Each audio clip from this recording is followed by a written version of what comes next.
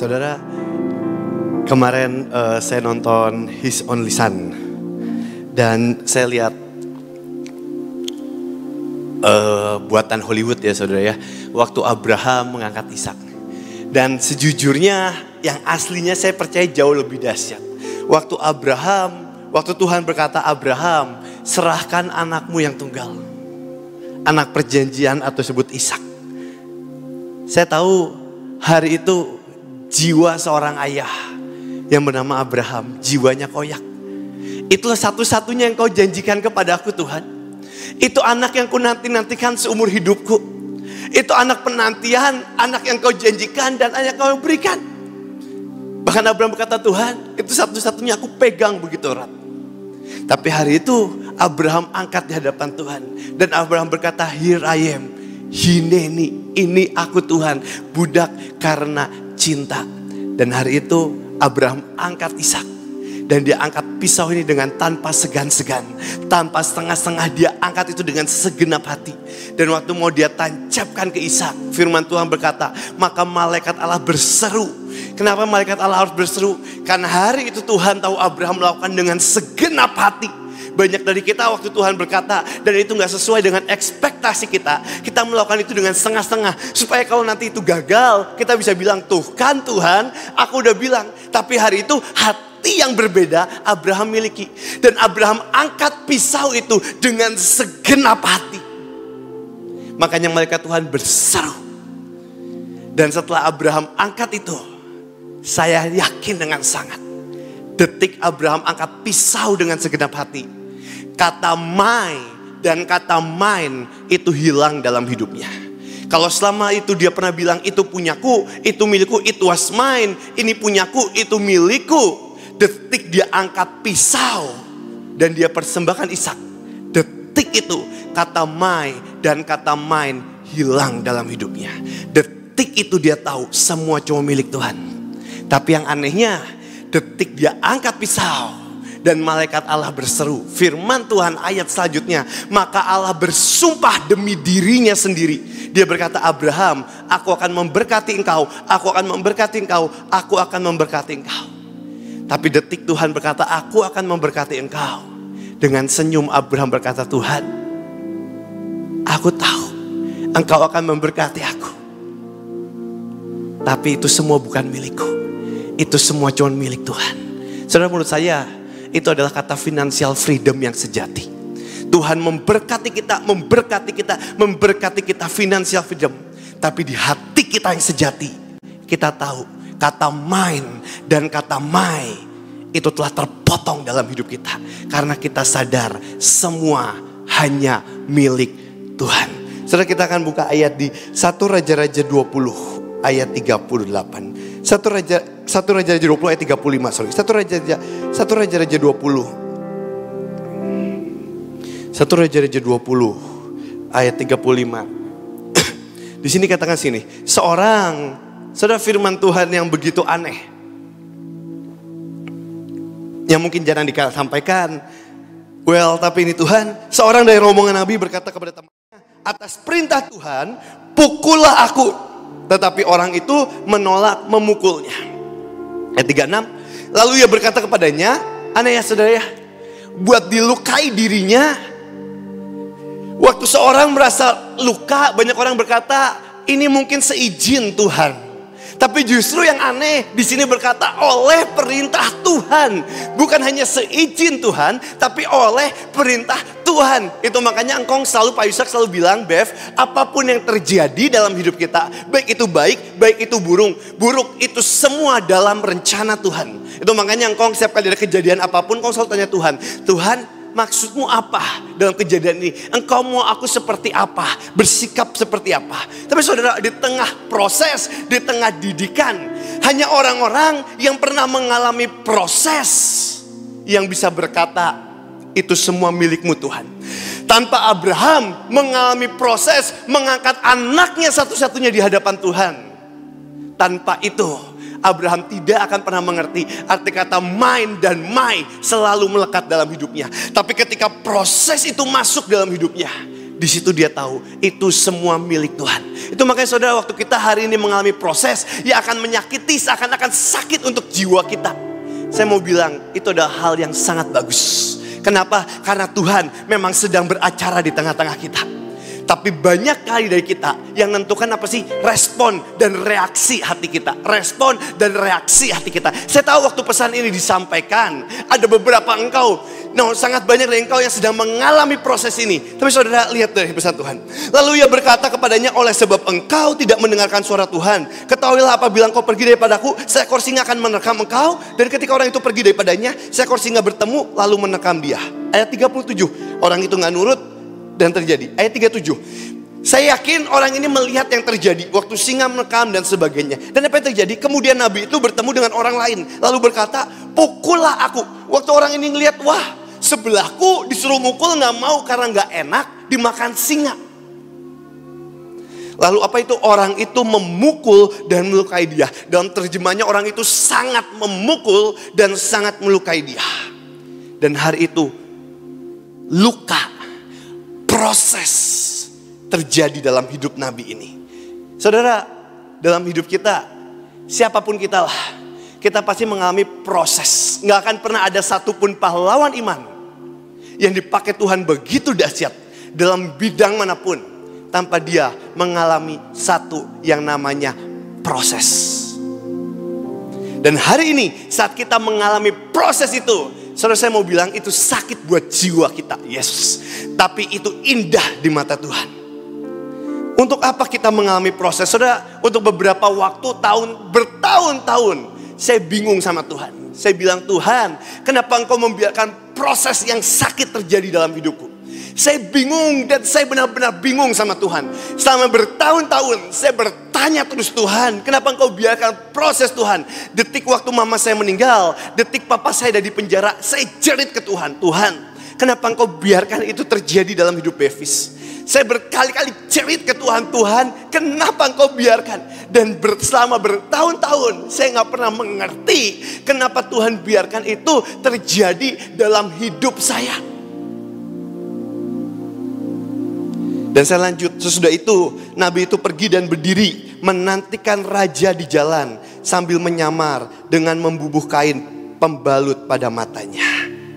Pada waktu raja lewat, ia mengadukan halnya kepada raja. Katakan, saya akan lompat langsung ayat terakhir, 1 Raja-Raja 20 ayat 43. Lalu Raja Israel pergi ke istananya dengan kesal hati dan gusar. Dalam bahasa Inggrisnya worry and sulking. Maka sampailah ia di Samaria.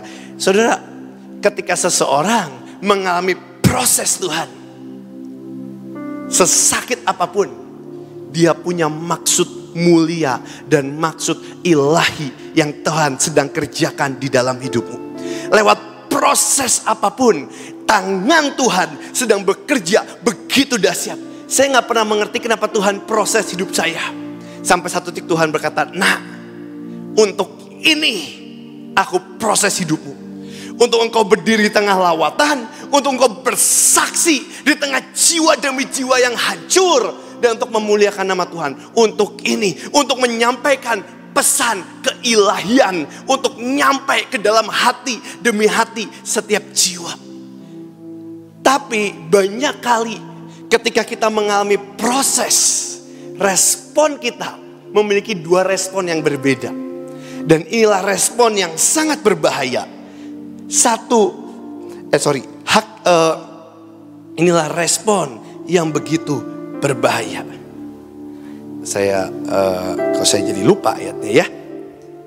Hakim 9 ayat 50. Inilah respon yang sangat berbahaya. Ingat, respon yang pertama, saudara, seorang nabi yang Tuhan perintahkan untuk mengalami luka. Dia mengalami luka untuk satu tujuan, untuk menyampaikan pesan ilahi. Dan pesan yang sama menusuk hati Raja Ahab. Pesan yang sama yang saudara-saudara baca di kitab Stefanus. Hari itu Stefanus mau dibunuh, dan detik dia mau dibunuh, dia sampaikan pesan ilahi juga. Dan demikian pesan ilahi itu sampai, hati orang-orang itu tertusuk dan kedagingan berontak. Roh itu berontak. Dan dia angkat batu dan dia lemparin Stefanus. Apa yang terjadi saat respon itu terjadi? Hakim-Hakim 9 ayat 50. Selanjutnya Abimelek, raja yang hebat. Di tengah peperangan, dia sebenarnya udah menang di tengah peperangan. Ia mengepung Tebes. Kenapa? Karena dia udah menang. Lalu merebutnya.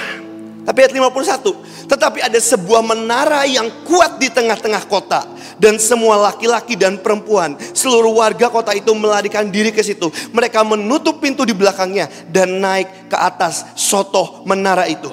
Ayat 52, lalu sampailah Abimelek ke menara itu, menyerangnya dan dapat menerobos, menang saudara, ke pintu menara itu untuk membakarnya. Hebat Abimelek ini. Tapi lihat ayat 53. Lihat ayat 53, apa yang terjadi pada reaksi dan respon. Ketika dia menang, egonya menguasai dia. Nama baiknya menguasai dia. Dia menang, egonya begitu bergembira. Dia hidup atas egonya. Lihat apa yang terjadi. Tetapi seorang perempuan, bukan orang hebat, perempuan, bukan laki-laki, perempuan, menimpakan sebuah batu kilangan kepada kepala Abimelek dan memecahkan batu kepalanya. Ayat 54. Ketika dia mengalami luka, ketika dia mengalami proses, ketika dia mengalami luka dalam hidupnya, selalu ada reaksi dan respon. Dan reaksi dan respon itu yang menentukan engkau di akhir, apakah kita sampai garis akhir atau kita selesai. Dengan segera, ayat 54, dipanggilnya bujang pembawa senjatanya dan berkata kepadanya, hunuslah pedangmu dan bunuhlah aku, supaya jangan orang berkata tentang aku, seorang perempuan membunuh dia. Lalu bujangnya itu menikam sehingga mati. Saudara, kenapa sih banyak pahlawan iman, teman-teman pelayanan kita, siapapun itulah, I don't know, kita gak mau ngejudge. Tapi engkau lihat, dia memulai dengan dahsyat. Saat ada proses atau luka dalam hidupnya, gesekan dan terjadi dalam hidupnya, akan ada orang-orang, pahlawan-pahlawan iman yang memilih untuk berkata, bangkit seperti Nabi itu, dan aku hanya untuk menyampaikan pesan Tuhan. Tapi ada orang-orang yang lebih dahsyat, raja dengan segala kehebatannya. Seperti Abimelek, saat dia mengalami luka dalam hidupnya, tanpa memilih untuk fight dan melawan kembali, apa yang dia lakukan? Dia bilang ke bujangnya, bunuh aku, dan perjalanannya selesai. Ketika luka itu terjadi dalam hidup kita, setan sedang tertawa. Itu makanya setan berusaha melukai setiap kita. Yes. Tapi di tengah luka itu yang membedakan mana lahirnya pahlawan Allah atau mana yang lahirnya pengecut, atau sorry saya bilang orang-orang yang mati di tengah kegagalan, di tengah kemarahannya sendiri. Tapi hari ini yang saya dapat dan ini yang mau saya sampaikan. Boleh PPT-nya dibuka. The Gate of Love. The Gate of Love. Ada satu senjata yang tidak pernah gagal. Love never fail. Kasih tidak pernah gagal. Dan ini yang hari ini saya sampaikan dengan sangat singkat karena waktu. The Gate of Love. Boleh buka ayatnya. Next slide. Ketika Sanballat mendengar bahwa kami sedang membangun kembali tembok, saudara lihat.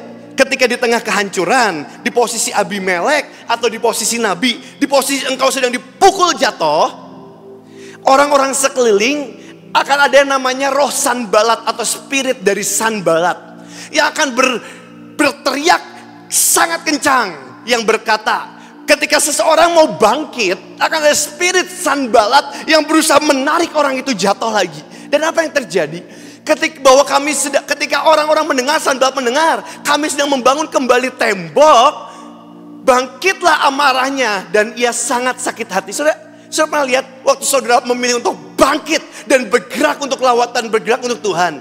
Saudara pernah lihat orang-orang di sekitarmu ada yang gak senang? Saudara pernah lihat orang-orang di sekitarmu ada yang marah? Itu bukan pribadinya, itu spirit. Itu makanya waktu kita bergerak untuk lawatan selalu ada serangan. Kenapa? Itu spirit. Spirit Sanballat akan berusaha membunuh pembawa lawatan. Bangkitlah ia. Dan dia mengolok-olokkan orang Yahudi dan berkata, dan spirit itu akan berusaha mengolok-olokkan kita terus sampai kita memilih untuk apa? Berhenti dan tanggalkan semua lagi. Orang Yahudi yang berkata, saudara-saudara, apa gerangan yang dilakukan orang Yahudi yang lemah ini? Spirit ini akan selalu berkata-kata untuk menghancurkan engkau.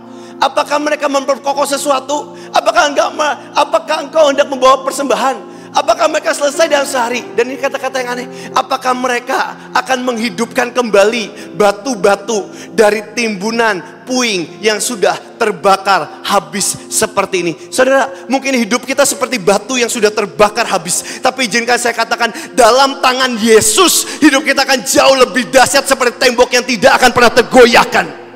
Dan Tuhan sedang beracara. Hari ini saat kita hidup kita seperti batu yang hancur dan tidak ada masa depan. Spirit sanbalat akan bisa menghancurkan kita.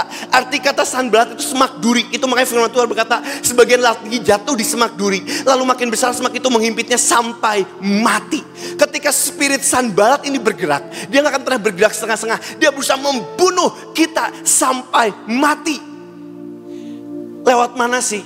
Dia menyerang mana? Lewat luka. Dia menyerang lewat mana? Lewat luka. Saudara, dalam hidup ini fair, kita manusia sama kita masih darah dan daging.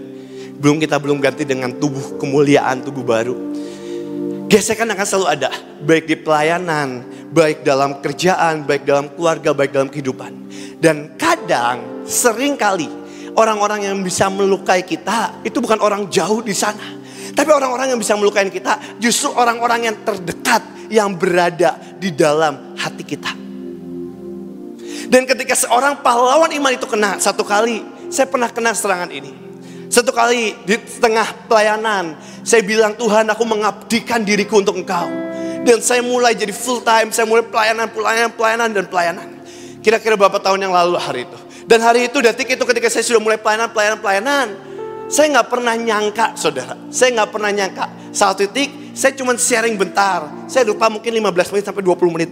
Tiba-tiba ada satu orang, dia datang ke saya, dia kasih amplop tipis. Saya buka amplopnya, ternyata cek, saudara. Ternyata cek, jumlahnya sangat besar buat saya, ratusan juta. Buat saya sangat gede, gak sampai mm-an, cuma ratusan juta. Tapi buat saya itu sangat gede dan itu sangat besar. Itulah PK terbesar saya dan saya hari itu sangat sukacita. Saya kaget, saya syok, saya bangga banget. Itu pertama kali dalam hidup saya. Pas saya balik ke Bandung, ke kota saya ketemu keluarga terdekat saya. Beliau keluarga terdekat saya. Dan hari itu tiba-tiba dia bilang ke saya, Bev, ada sebagainya lah, ada bisnis, ada apa. Dan saya nggak ngerti, saya nggak tahu, saya emang nggak pintar, jujur aja.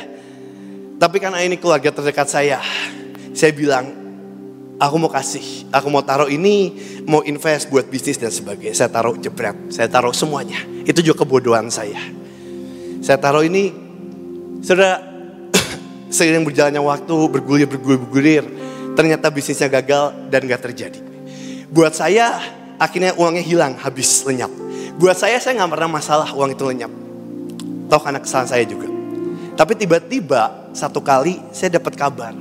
Ternyata uang itu bukan buat bisnis, tapi ternyata dikasih buat orang lain. Detik itu hati saya luka. Saya gak bisa bohong. Saya bisa pelayanan dengan dahsyat. Saya bisa berdiri di tengah lawatan. Tapi hati saya seperti nabi yang dipukul. Luka hati saya. Ada luka yang begitu sakit di hati saya. Dan saya bilang ke Tuhan, Tuhan, aku sakit. Saya luka. Bahkan saya bilang, Tuhan, gimana Engkau mau pakai aku? Engkau pakai aku di tengah lawatan, orang bisa dijamah, tapi aku sendiri luka. Aku luka, Tuhan. Dan sempat saya berpikir, apakah saya akan menanggalkan semua senjata saya, semua peperangan saya tanggalkan, dan saya berkata aku menyerah karena aku luka dan aku gak bisa bangkit lagi. Waktu orang berkata, Bev, engkau diurapi, yes. Tapi kadang luka itu bisa menembus bahkan orang-orang yang diurapi. Saya berpikir saya akan selesai. Tapi tiba-tiba Tuhan bilang, nah, dari luka itu aku akan proses diamond kebanggaanku. Dan hari itu saya bilang, Tuhan gimana? Dan Tuhan bilang, nah, Aku gak akan pernah bisa pakai engkau kalau hatimu penuh dengan namanya amarah. Dan apa yang saya lakukan, saya datengin keluarga saya dan saya minta didoain. Saya minta doain. Dan saudara, saya pikir itu selesai. Banyak orang berpikir pengampunan itu sekali dan selesai. Tapi ternyata buat beberapa orang seperti saya yang mungkin gak terlalu kuat, saya pikir itu selesai. Tapi ketika beberapa waktu ada keluarga saya datang dan dia pakai semua yang bagus, yang mewah, yang saya tahu itu jauh lebih mahal dari yang pernah saya kasih. Dan saya datang dan saya tanya. Dan waktu saya lihat itu, ternyata pergumulan itu ada lagi di dalam hati saya. Dan Tuhan bilang, nak, peperangan itu engkau harus menangkan hari demi hari. Dan peperangan itu akan selalu dialami oleh setiap pahlawan-pahlawan Tuhan. Dan gimana cara kita menangnya? Hanya satu. Waktu kita masuki the gate of love, gerbang dari kasih itu sendiri. Waktu hati Tuhan beracara, di situ kita mengerti bahwa itu semua bukan karena kehebatan, kuat dan gagah kita, tapi itu semua karena hati yang dari Tuhan. Next slide, di sini katakan seperti ini. Di next slide dikatakan seperti ini. Dan inilah yang Paulus ajarkan. Saudara-saudara, aku sendiri tidak menganggap bahwa aku telah menangkapnya. Tetapi ini yang kulakukan. Apa yang dilakukan? Aku melupakan apa yang telah di belakangku dan mengarahkan diri pada apa yang di hadapanku. Saudara, setiap luka masa lalu apapun itu telah terjadi. Dan kita juga gak bisa mengubahnya. Tapi apa yang Tuhan ajarkan, lihat nak, ada tujuan ilahi di depan yang jauh lebih dahsyat dari apapun. Dan berlari kepada tujuan untuk memperoleh hadiah, yaitu panggilan sorgawi dari Allah dalam Kristus Yesus. Dan the passionnya lebih dahsyat lagi, I admit it, aku ngakuin, I haven't yet acquired, aku belum bisa mengalami kesempurnaan, absolute fullness. Aku akuin, aku masih manusia yang pernah jatuh dalam amarah, yang pernah jatuh dalam kekecewaan, yang pernah jatuh. Paulus pun berkata seperti ini, that I am pursuing, dan aku belum menyampai kesempurnaan yang aku kejar. Tapi saudara lihat, kuncinya apa? But I run with passion, tapi aku berlari dalam gairah. Kenapa banyak orang mau memberikan setengah-setengah ke Tuhan? Karena dia kehilangan gairah. Kenapa ada orang-orang yang seakan gak sempurna, tapi dia belajar dan tetap memberikan yang terbaik? Kenapa? Karena dia memberikan dalam passion atau dalam gairah. Bukankah kita semua pernah nonton Passion of the Christ? Bukan karena gairah Tuhan. Dia mau mati di atas kayu salib. Dan dia gak pernah mau mati setengah-setengah. Dia berikan semuanya untuk kita. Into his abundance, dalam kelimpahannya. So that I might reach the purpose for which Christ Jesus laid hold upon me. Supaya aku dapat tujuan, memegang tujuan ilahi yang Tuhan siapkan untuk aku. Make me his own, yang menjadi aku jadi miliknya. I don't depend on my own strength. Saudara, ketika kita bergerak dengan kekuatan kita dan kekuatan kita, hati kita pasti gagal. Kita pasti gak bisa mengampuni. Tapi ketika kita bergerak dengan kekuatan Kristus, hati dan kasih dari Tuhan, disitulah kita mulai mengampuni. Karena kita bukan bergerak, saudara. Detik, saudara, hari ini di dunia heboh ya, Israel sama itu lagi perang, Hamas dari perang dan sebagainya, yang itu menandakan kita berada di akhir dari akhir zaman. Saudara, kalau di Amerika juga sempat heboh waktu itu, ada pawai besar-besaran gereja setan. Kalau gereja setan, saudara, waktu dibaptis, orang ini dibaptis di gereja setan. Yang pertama dia katakan kepada membernya, waktu dia dibaptis di gereja setan, dia bilang, lakukan apapun dengan kekuatanmu. Tapi waktu kita dibaptis dan kita percaya Tuhan, dibilangin sangkali diri, pikul salib, bergantung pada Kristus. Selama kita bergantung dengan kekuatan kita, maka gak ada bedanya kita dengan dunia. Kita akan bergantung dengan kekayaan kita, dengan kehebatan kita, dengan koneksi kita. Bukankah itu artinya bank? Kita taruh uang di deposito bergantung dengan kekuatan kita. Arti bank dalam akar katanya bangku atau bangkue dari Prancis atau bangku. Tujuannya apa? Untuk orang bersandar dengan kekuatannya. Padahal di akhir zaman Wahyu berkata, satu titik kita bahkan tidak bisa bertukar membeli apapun tanpa menggunakan bilangan itu. Dan akhirnya orang yang bergantung dengan kekuatan sendiri, dia akan jatuh. Itu makanya Tuhan berkata, Tuhan ajarin dari detik ini, bergantung dengan kekuatan Allah. I forget, however I do have one complete focus, inilah fokusku. I forget all of the past. Aku meninggalkan semuanya, melupakan semuanya. Dan I fasten my heart to the future instead. Dan aku mengikat hatiku untuk masa keilahian. I run straight to divine invitation. Aku berlari lurus kepada mana? Panggilan ilahi. Reaching the heavenly goal. Bukankah kita, tujuan kita adalah tujuan sorgawi. And gaining the victory prize through the anointing of Jesus. Itu semua tujuan kita. Tapi saudara, belajar, tanggalkan kekuatan kita. Dan mulai pegang kekuatan yang dari Allah. Dan slide terakhir, habis saya tutup. Boleh slide terakhir. Amsal 16 ayat 32. Orang yang sabar atau orang yang besar hatinya, yang memegang kasih dari Kristus, melebihi seorang pahlawan yang menguasai dirinya, melebihi orang yang merebut kota. Saudara, di depan saya ini adalah pahlawan-pahlawan ilahi, pahlawan-pahlawan kerajaan surga.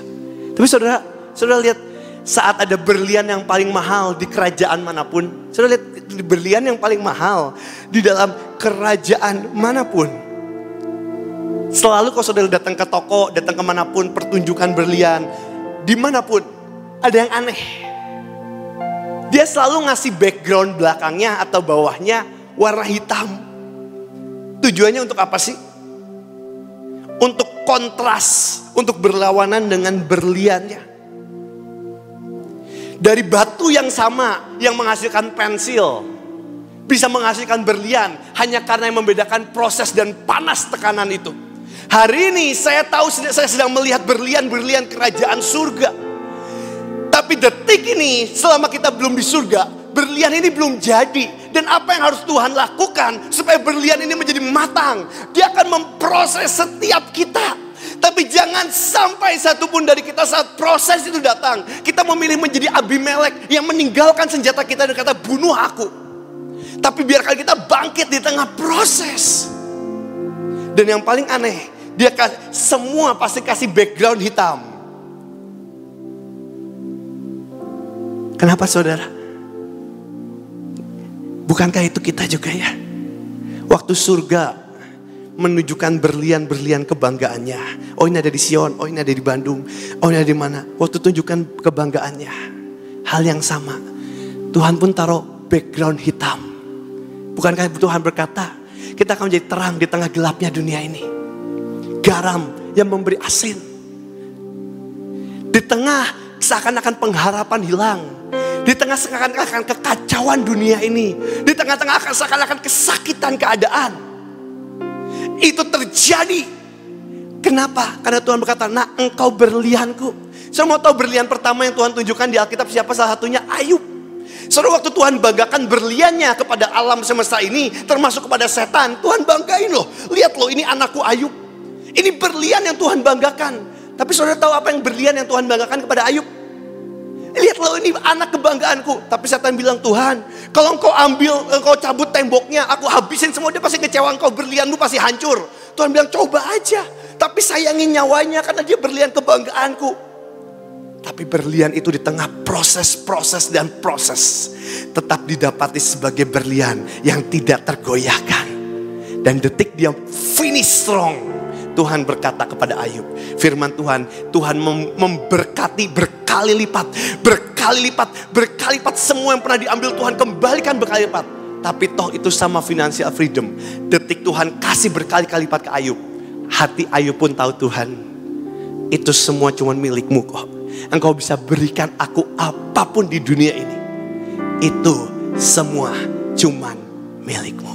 Hari ini biarkan kasih dari surga mengalir di tengah-tengah kita. Dan kita pegang kasih itu bukan dengan kekuatan dan kehebatan kita, tapi semua hanya karena anugerah dari Tuhan. Mari tutup matamu sebentar. Tuhan Yesus, terima kasih Tuhan buat sore hari ini.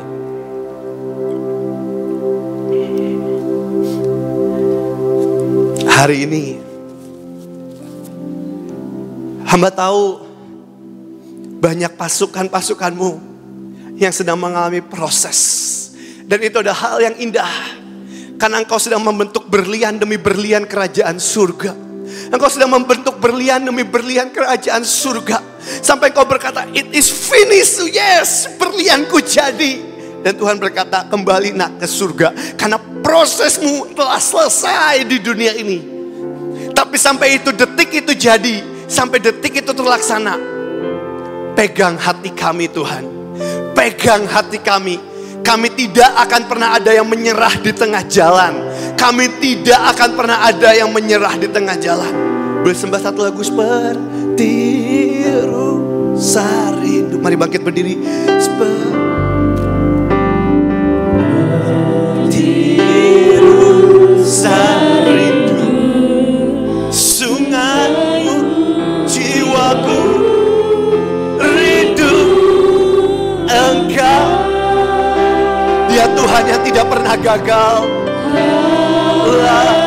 Tuhan hasrat hatiku, ku rindu menyelam. Sekali lagi, seperti rusa rindu, seperti rusa rindu, sungai jiwaku.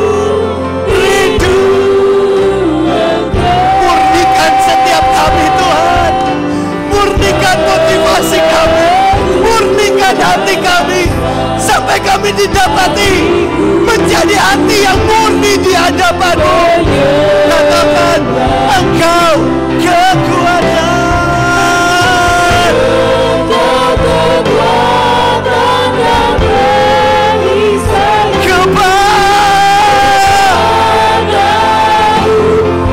Sekali lagi, Engkau kepada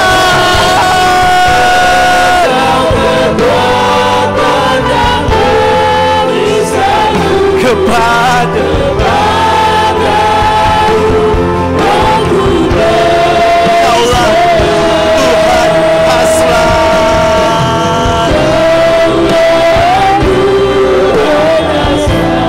hatiku, ku rindu panggil namanya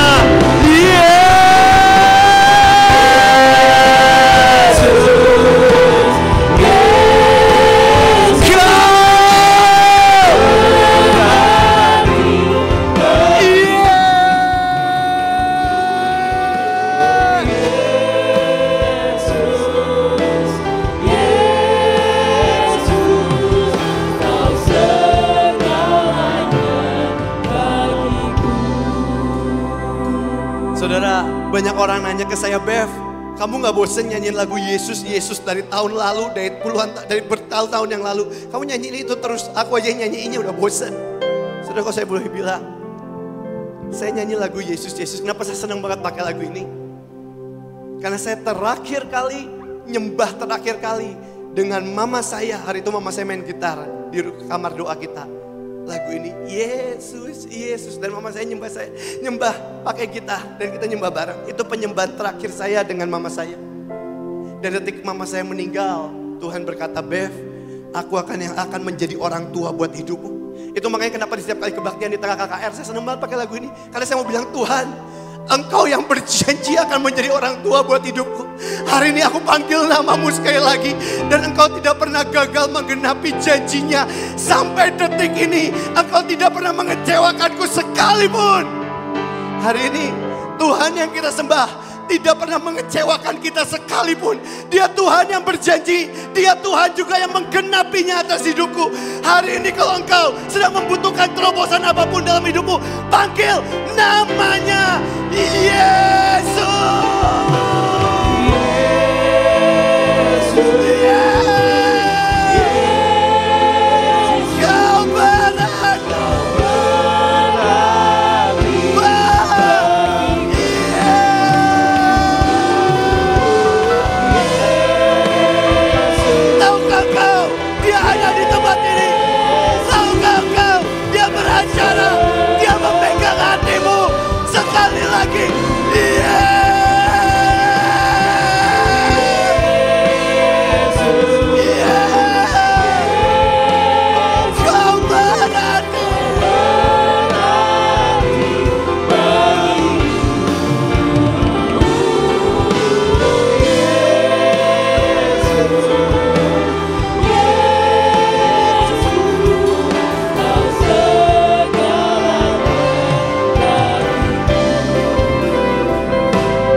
Yesus. Terima kasih Tuhan buat malam hari ini. Hari ini kalau engkau sedang mengalami proses dalam hidupmu dan kau mau bergantung dengan kekuatan Tuhan, taruh tanganmu di hatimu. Tuhan Yesus mampukan setiap kami menghadapi proses dalam hidup ini. Karena kami tahu detik proses ini selesai, kami sudah kembali di surga kelak, di rumahku yang sesungguhnya. Hari ini setiap proses apapun yang daging ini alami, jiwa ini alami. Kadang ada saat-saat kami menjerit dan berkata, aku udah gak kuat Tuhan. Kadang ada saat-saat kami berlutut dengan air mata dan berkata, Tuhan, aku udah gak mampu. Kadang ada saat-saat berkata, Tuhan, aku harus berdoa berapa lama lagi. Aku menantikan terobosan. Tapi malam hari ini Tuhan, curahkan kasih-Mu di tengah-tengah kami. Yang membuat kami berlari sampai garis akhir. Hanya karena kasih yang tidak pernah gagal. Yang Kau curahkan di atas kayu salib. Dan biarkan kasih yang sama itu masuk ke dalam darah kami. DNA ilahi kami menjadi pembawa-pembawa lawatan yang tidak terhentikan. Berkati paksa kancanamu di dalam nama Tuhan Yesus.